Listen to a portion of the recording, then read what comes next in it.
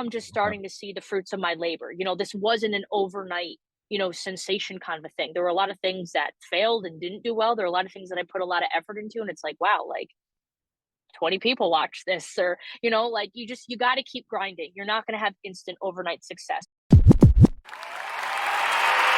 Dude, it's a wild story. It's wild. I am probably one of the most unconventional.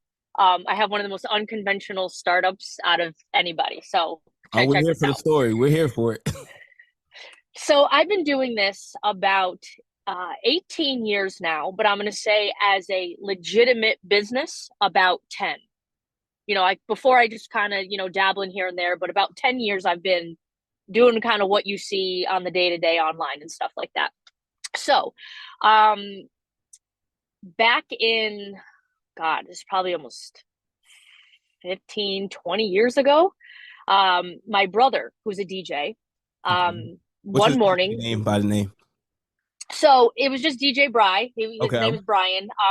He has a family now. He's kind of moved on to other things. So little sister has kind of fallen into the footsteps. But like I said, this is Nice. a wild story.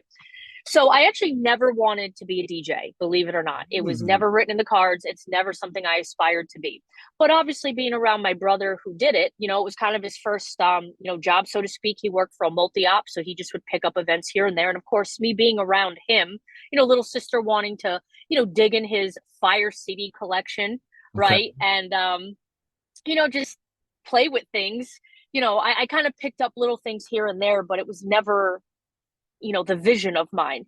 So anyway, one morning we hear a really loud crash in our upstairs of our house, and my family and I run upstairs, and we find my brother unconscious on the floor, and he had fallen into his closet doors, which is what the loud crash we heard was. Um, we obviously had no idea what was going on. So just to kind of quell everybody's anxiety, he lived. We found out he was an undiagnosed type 1 diabetic. But Wow. we never suspected it because he was like 20, 22 years old at the time, so it's just kind of weird. So any which way, we obviously call for ambulatory services. He's whisked off to the ICU because at the time we had no idea if he was dead or alive. Like we didn't realize it was a diabetic coma. Um, but he was actually getting ready for a wedding that day. Now, I was only, I don't know, 15 or 16 at the time. I even had my learner's permit. Like I wasn't even able, legally able to drive, Okay. at the time. And we're also talking about a time where, again, CD collections, these big bulky Case Logic cases, and you had, the catalog with the binder to flip through to tell you what Yep. was on what CD. It wasn't like, Beat Absolutely. Source, so you just type it in and boom, there you got it. Um, and he also had a really heavy passive Bose system, so things Uh, weren't even powered. So the amps like weighed more than I did, at the time. It wasn't as easy as we got it today. Now, yeah. So any which way, I kind of looked at my dad and I said, Dad, he's supposed to be at a wedding. These people have no idea what's going on. And this is actually during a time where even like text messaging was a little cumbersome.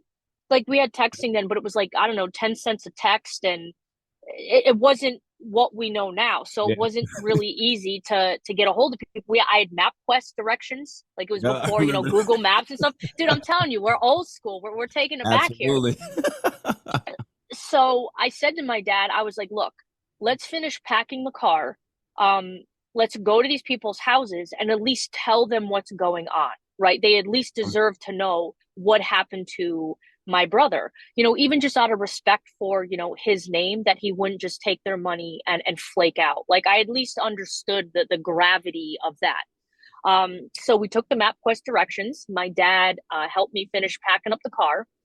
We drive to the spot, and we see everybody there, and they're like, who is this little girl and who is this like weird old man? like who are It's these not our people? DJ. It's not who we this is pay. this this is not our DJ, dude. Where's my car? They had no idea what was going on.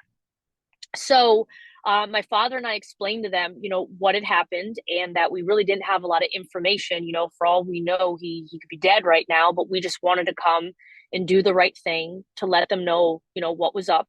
And I told him, I was like, listen, I'm not a DJ, but I definitely know enough to like hit play. I know what a volume fader is.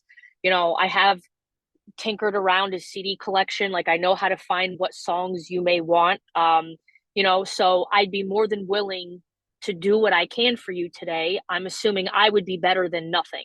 It's either that or put on a radio and I don't know, a popular radio station on here, Star 99.9, like put on FM radio or have nothing.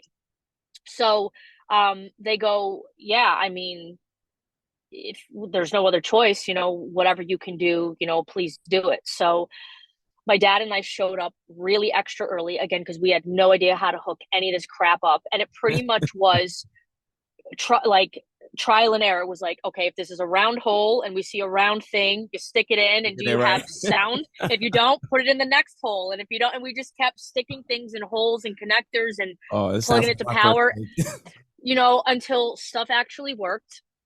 And we figured it out. So my first event was a wedding after not being a DJ, literally thrown to the fire just to just do the right thing for these people and for, my brother's, reputation. It wasn't good. It wasn't pretty. To this day, probably one of the most stressful days of my life. Like now at that time, at the age I thought of myself as a kid, but I was a younger, adult. Like I understood what needed to be done. So I just did what I could do, and that was it, man. So that was like the roots of DJ Rachel, but Wow. it wasn't meant to be. Like I didn't want to be a DJ, but here we are.